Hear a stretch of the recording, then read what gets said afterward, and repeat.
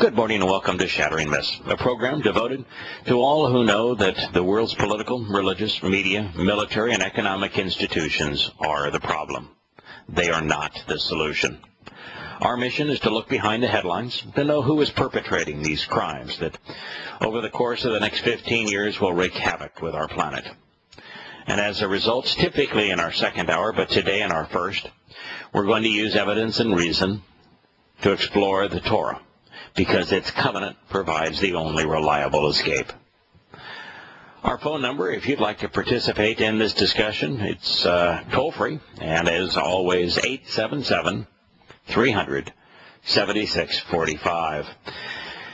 Before we jump back in to what happened some 2,000 years ago in Jerusalem, as I promised at the end of the program yesterday, I do want to make a comment on the woman who was cited regarding the budget compromise.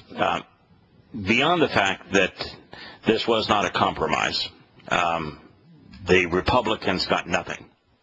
The sequester cuts, which were all needed, $85 billion, were simply reinstated, so there is no cuts to the federal government. And it was replaced by additional fees, which are increased taxes, and by a promise of $22 billion in budget cuts between 2020 and 2023. I mean, it was absolute pie in the sky, complete and utter rubbish. And so when Ryan, for example, makes this big claim that he got the best deal that he could get, and that conservatives ought not to be all over him for having capitulated, he's a lying scumbag. Speaking of lying scumbags, the woman that spoke, saying that the one thing that she detested in the bill was that it did not continue the perpetual unemployment benefits. They are now up to 70 weeks. The norm is 30 weeks. And all this bill does is take them back to their normal 30 weeks. And her comment was, it makes a mockery of Christmas. Well, first of all, Christmas is a mockery. It is based wholly on the pagan sun god religions of old. It is a complete mockery. And second, when you diminish the length of time that you give somebody something that they have not earned, you are not taking something away from them. You have given them something for an extended period of time. It is a gift. It is not a penalty. This is our whole mentality of how we look at the world is so jaundiced, so upside down. You know, if you promise that you're going to give somebody something for all time that they've done nothing for, you'll destroy their character. It's one of the reasons why salvation isn't given as a gift to everyone and isn't a result of doing nothing. If it was, we would be worthless. We'd be no fun at all to God. Salvation is only afforded to those who engage in the covenant.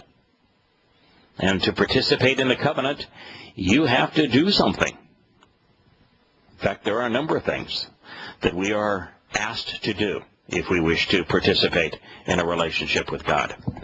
Now, what I said that we would do at the end of our program yesterday is to comment about what occurred after Yosha said, al-Zoth sur ibana imikre.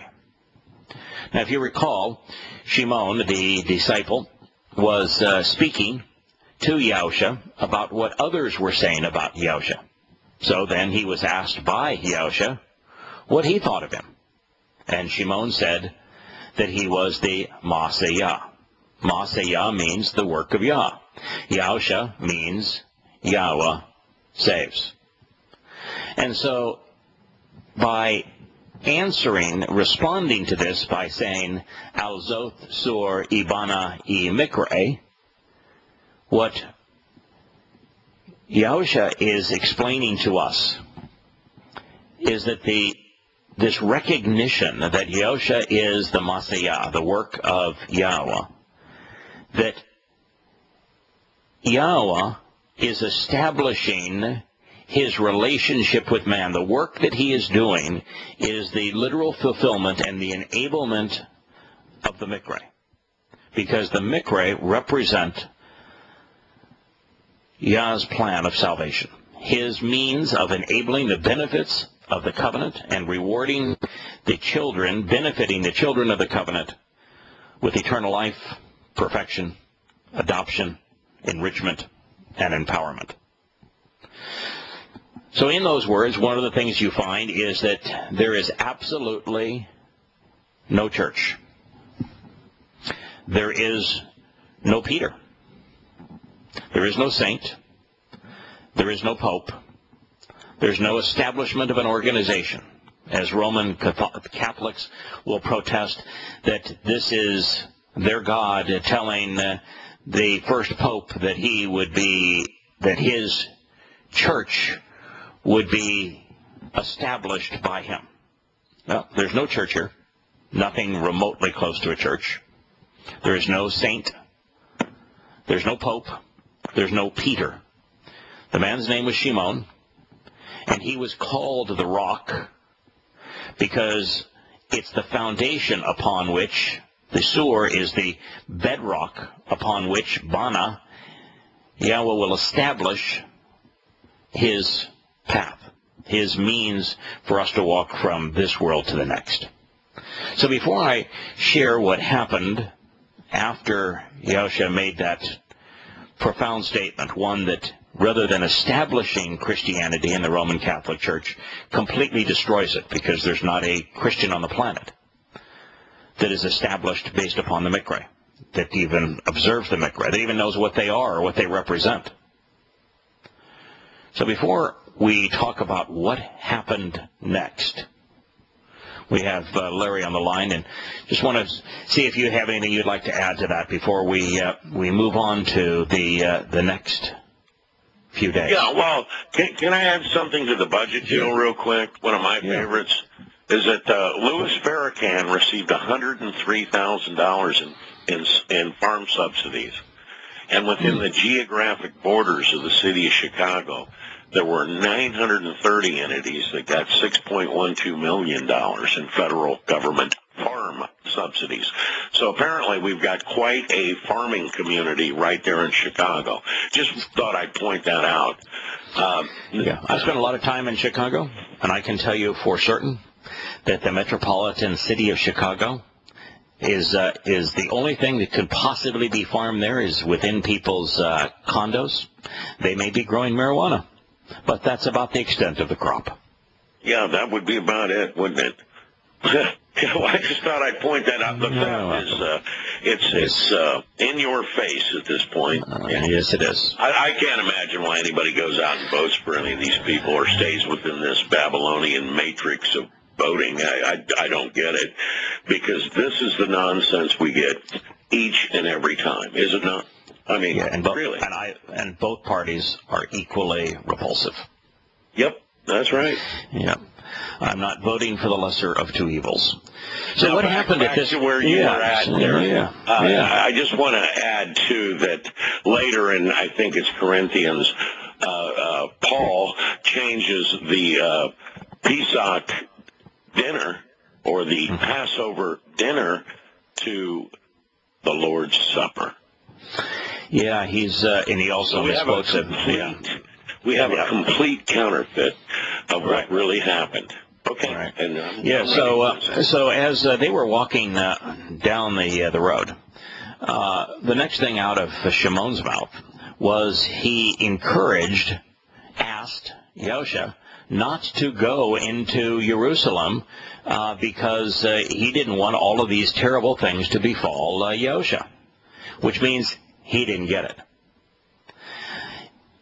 That what Yahusha said to him, because he was going to Jerusalem to Ibana Mikre, to establish his Mikre. That's why he was going there. And here's Shimon saying, hey, let's not go there, which means he did not understand what Yahusha said. Now, he eventually came to get it, but he didn't at the time. Now, the thing that Yahuwah said to this man, who Roman Catholicism depicts as their first pope, nothing could be further from the truth, he said, "Get behind me, Satan." In other words, that is a satanic perspective that has Yahuwah not fulfilling the mikveh. And so if you are someone who does not observe the mikveh, if you don't even know what they are, if you don't answer these 7 invitations to meet with God, then from God's perspective, he's viewing you as influenced by Satan. It's the very thing he said to Shimon at this occasion. Yeah, that very narrow path, the mikveh, the one that Yahowah himself walks. It's just, I don't know how you say you follow somebody if you don't follow them. Right. Now, what happened next is the thing that Larry referenced. Yahuwah asked his disciples to celebrate Pesach dinner with him. There's a very specific meal associated with Pesach. It is a festival feast. And the meal includes lamb and unleavened bread with bitter herbs, as well as red wine. And so he asked his disciples, said how eager he was to celebrate with his disciples, how thrilled really he was to celebrate with his disciples the Pesach meal. It was a Thursday night in year 4000 Yah, when with the beginning of Pesach, and so they celebrated Passover. They were not celebrating the Last Supper or the Lord's Supper. That is a complete and total corruption of what Yahuwah was doing. He was demonstrative. He even said, "I want to celebrate Pesach, Passover, with you."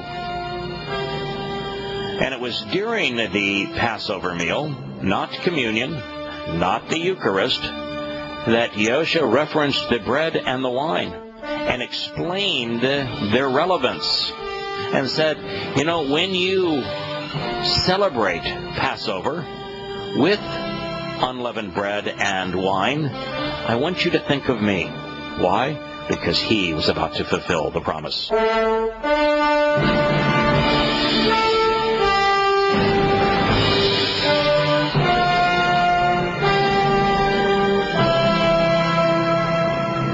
Welcome back to Shattering Myths. If you are a Catholic and participating in the Eucharist, what you're doing is an abomination to God. It has absolutely no association with God whatsoever, and it is a corruption of the first of 7 invitations to meet with him. If you are a Protestant Christian and participating in communion, the same is true of you. Now, Yahuwah ate Passover with his disciples. He did not eat Passover because he was Jewish. He celebrated Passover because he was God. You see, God, Yahowah, is different. He's the antithesis of what most people are like. People say one thing and do another, almost universally. Yahowah talks the talk and then walks the walk. If Yahowah asks us to meet with him to celebrate Passover, then Yahowah himself is observing Passover. Yahowah was observing Passover because he's God. That's why he was celebrating Passover.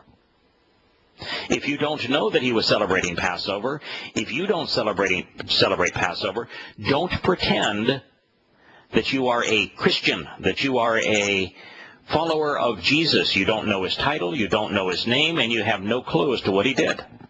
And you're going in an opposite direction. The fundamental basis of Christianity is torn asunder by the realization he was celebrating Passover. Now, his comments about the unleavened bread and the wine is all about remembering his role. He is Yahuwah. He is Yahowah saving us. The Masiah, the work of Yahowah. enabling the promises of Passover. And he says, so when you participate in Passover, when you answer this call, remember me. Remember that I did this for you, that I am doing this for you. Something that not one Christian in a million understands. Also, keep in mind that Passover, unleavened bread, unyeasted bread, if you will, and firstborn children, Pesach, matzah, and bakorim, are one cohesive unit. One is counterproductive without the others. They are all a celebration of Passover. They are all a celebration of unyeasted bread. They are all a celebration of our adoption into God's covenant family. And so this was a Thursday evening in year 4000 Yah, as the sun set on the beginning of the 14th day of the first month of the year. And that means that the following day, after Yahusha was hauled off and abused by the religious and political community, as his enemies here on earth are those engaged in religion and politics, just as it was that night. The religious and political communities both turned on him. They were the adversary. They represented the adversary. They still do. And so the next day, it was still Passover. In fact, the reason that Hebrew days begin at sunset and end at sunset is to facilitate this specific day. 33 CE in our pagan calendars, year 4000 Yah.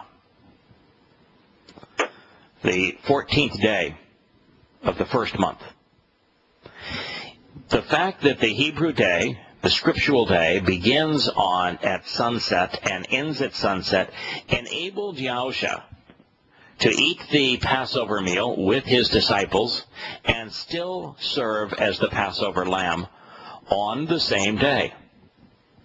Now, in our way of reckoning time, we would have that be two different days. One is Thursday evening, the other being Friday.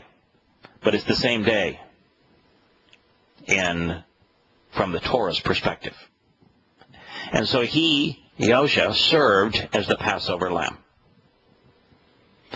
Now, as the Passover lamb, the body of the perfect lamb is sacrificed for the benefit of the family. And the purpose of it is to prolong life. The lives of those who observe Passover are spared. Can I add something here? Sure. You said something very important. It's for the family. Therefore, we have to be adopted into the family. That's why Passover, unyeasted bread, and firstborn children are a cohesive whole. This is all being done for the family. It's being done so that we can be adopted into Yahowah's family.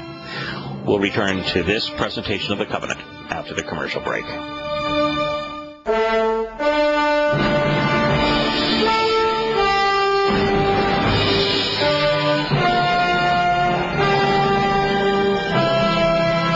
Welcome back to Shattering Myths. We're talking about what occurred after Yahusha said, Al Zoth Sur I Bana I Mikre.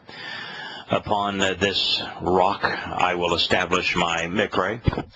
It transpired because of the way that Passover and the Hebrew calendar are arranged. Yahusha, as God, diminished manifestation of God, celebrated Passover because God does what he asks of us. Celebrated Pesach, and that included the lamb, unyeasted bread, and wine. The next day, he became the Passover lamb. His blood was sacrificed for us. As a matter of fact, it's interesting that the upright pillar upon which he hung, became the doorway of heaven. It becomes a metaphor for the very doorways that the Passover lamb's blood was smeared on the first celebration of Passover in the Black Land of Egypt. That the implement upon which he was hung does not resemble a Christian cross. It's an upright pillar, and the horizontal member upon which his arms were affixed, it sets on top of the upright pole. So it forms what you would consider a capital T. The crossbar does not dissect the upright pillar. Moreover, the upright pillar doesn't move. It's set into a recess. The unit never appears as a cross. This idea of carrying your cross can't be done. It's not what occurs. The upright pillar is reused over and over again. It sets in a niche in the limestone, and the individual to be crucified is nailed through their wrists onto the horizontal beam, and then that beam is lifted on the top of the pole. The person is not very high in the air, and then once they're on the pole, there are stakes driven through the individual's ankles. There is no cross in the story.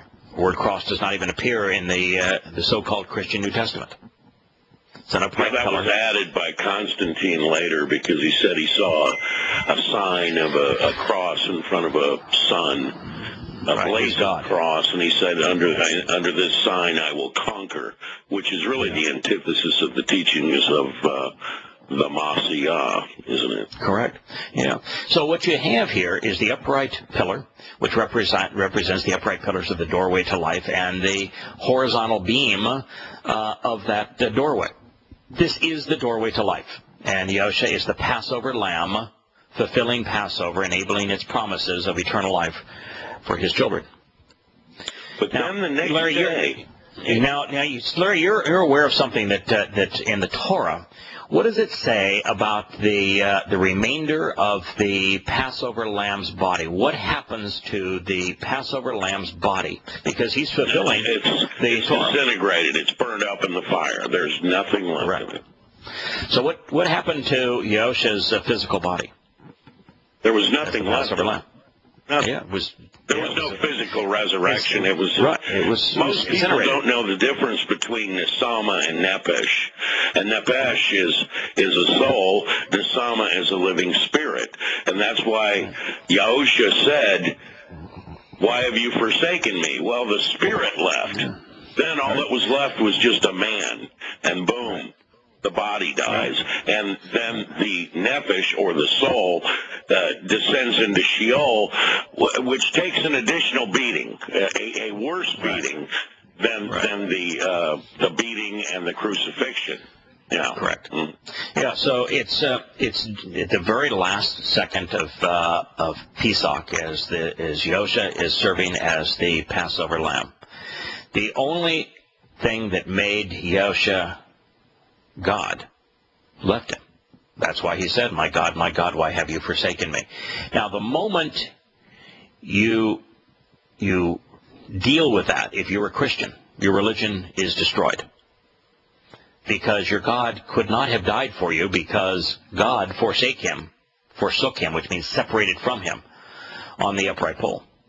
So, your God, the basis of your religion is your God died for your sins. Well, that's not possible according to your God's own testimony, because he said, my God, why have you forsaken me? Why have you separated from me? Well, the reason is that the spirit of Yahowah, the set-apart spirit, had to separate from the physical body and the soul of Yahushua, because God cannot die.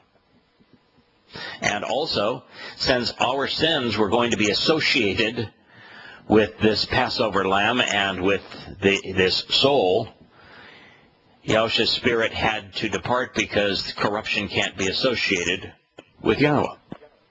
And so the spirit of Yahowah, which is what made Yahushua the corporeal manifestation of God, departed. It was just a man's body and a man's soul that were on that upright pillar. Now, the body succumbed as the Passover lamb. It was destroyed that night. It had served its purpose. It was now over. It had no purpose from that point on. The soul, however, did. And the soul was the means that Yahowah used to fulfill matzah. Now we know this because there is actually several eyewitness accounts of what occurred on Pesach, Matzah, and Bokodim in 33 CE, year 4000 Yah, correct? Correct. Yeah, and you don't find them in the Christian New Testament. That's right. Yeah, you find them in Psalm 22, Psalm 88. You find them in the prophetic writings of Yahshua. Yeah, that's where you find them. It says right here, 53:11, Yahshua, out of the toil his soul, he will see light. Out of the toil of his soul, he will see light and find satisfaction, and through knowing, in a relational sense, and that's yada, the one who vindicates my servant, many will be vindicated, as he will bear their guilt and punishment. So, and if you're not setting that day aside in understanding what's going on and understanding the plan, you're involved in some religious notion, and Yahweh's So he's speaking of his soul now. So if he's speaking of his soul, according to Psalm 22 and 88, went into Sheol on the matzah. And it was the bearing of our sin upon his soul is the reason he went to the place of separation from God, that he went into what Christians would view as hell. It's Sheol, the place of questioning, where he was tormented by all of the satanic influences of the world, the adversary. And it was there that he ransomed us. He paid the penalty for our sin. The penalty of sin is not death. That's the consequence of sin. The penalty of sin is separation from God. He was separated in Sheol, his soul, on matzah. That's the symbolism of matzah is you remove yeast from the bread. Yeast is fungus. You remove sin from our mortal nature, and we appear perfect in God's eyes because of what happened on matzah. It's the day Christians don't even bother to note.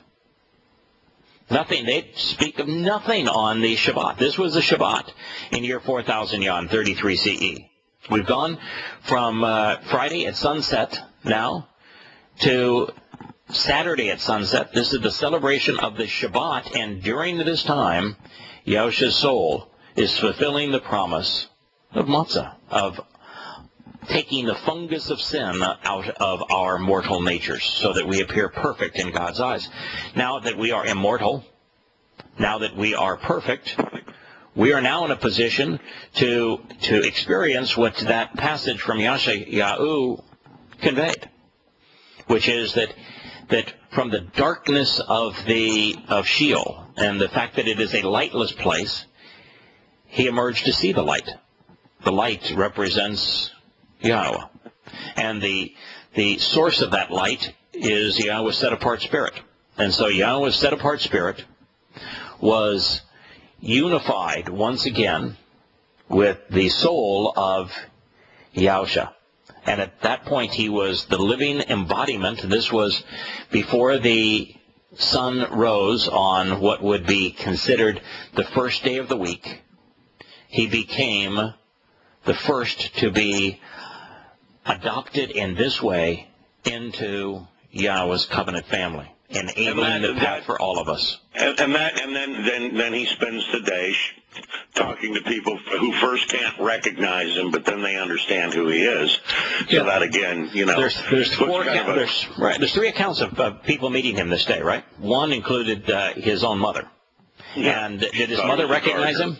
Did his mother recognize him? No. And then the next was the two fellows on the road to Emmaus who had spent the last year or so with him. They didn't know him. No. And then the third was he walks into the upper room. Didn't walk into. He literally teleports into the upper room, and they didn't recognize him either, did they? His disciples. No. And so I just want to point. Can I point something out here? Sure. Those are the 3 days he was saying that these Pharisees could witness. Not I'm dead 3 days in a tomb. Which the very word used on the parchments that we have is cardia, which means center and circulation of life. We've all heard of cardiovascular systems. We've heard of cardio doctors, and this is the circulation of life. This, if I tell you I'm going to be in the place of circulation of life, he meant Jerusalem. He did not mean in a tomb. Yeah. He actually said leb, which is the Hebrew word that cardia provides a translation of, and means the same thing in Hebrew that it means in Greek, and your declaration is accurate. What he told this is kind of a little different story here, but let me finish what we just said, and we'll talk to the comparison to Yoel. The very fact that those who were closest to him did not recognize him on Bikurim should tell anyone who is even remotely rational. It's the only common denominator in those three stories, that there was no bodily resurrection. If you don't get from the fact that the eyewitness accounts say that no one recognized him, that there was no bodily resurrection, then you're just not able to think. If this was the seminal event for the creation of a new religion, which is how it is presented as Easter in Christianity, he has risen bodily. If that is the case, then the one common denominator of every account that day would have been, oh my goodness, we recognize him. He was the one that was killed, and now he's the one that's alive again. And exactly the opposite is what occurred. Once again, tearing the living heart out of the religion of Christianity.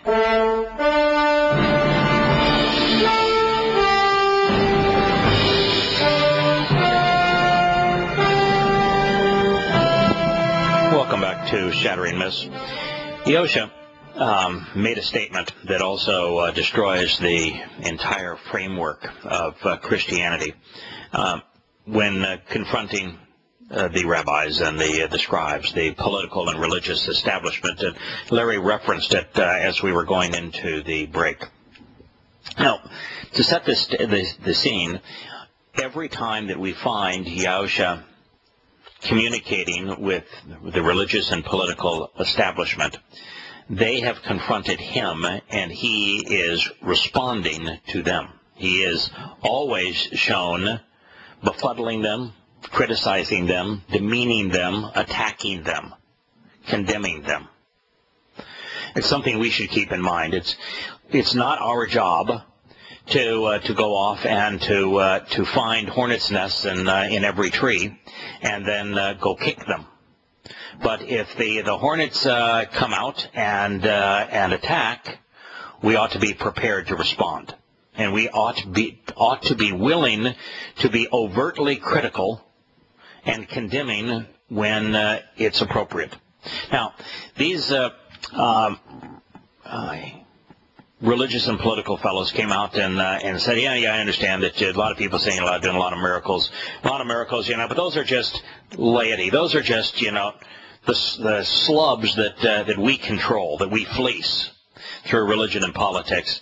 We're the important people here. Why don't you show us a miracle that will prove that you are who you say you are? Yeah, show us, because we're important.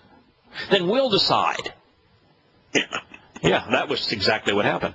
And so Yosha said, this is a perverse generation, a perverse group of people. And so the only sign I'm going to give you is the sign of Yonah, where he spent, and he says that he will spend 3 full days and 3 nights in the heart of the land. All right. So that was their sign. That was the only sign he was going to give them. He says, so if you want a sign, you watch that one. So Yosha came in to Jerusalem, which is the heart of the land, on a Thursday to celebrate Passover. He celebrated the Passover meal. He stayed in the heart of the land in Jerusalem on Friday morning, being tormented by these adversarial political and religious types. And then he became the Passover lamb, still in the heart of the land, on the highest point, really, of Mount Moriah on Friday afternoon. His body then was in the tomb that evening, finally incinerated that evening. His soul went to the very heart of the land, into Sheol, which in Jerusalem is considered synonymous with Gehenna, which is the refuge pit that is adjacent to the city. And then it was on Sunday morning, that was all day Saturday. On Sunday morning, his soul was reunited with his spirit. But you notice what he told his mother at the empty tomb. He says, don't touch me yet, I have not yet gone to the Father, which means his presence was still here in the heart of the land. And we find him not outside of Jerusalem until the Sunday afternoon on the road to Emmaus, and that's why Emmaus is specifically listed as being 6 stadia from Jerusalem. So what do you have?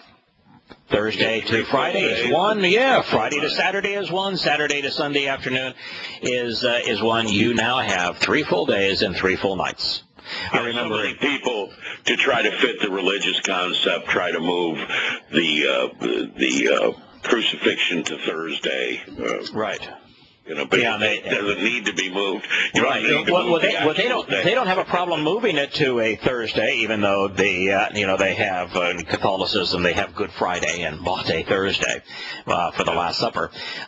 They move everything back to Wednesday and Thursday, and they don't have a problem doing that because they just completely disassociate Passover with it. The first 3 editions of the King James Bible had replaced Passover with Easter. So they didn't have any problem. They did that, Yeah.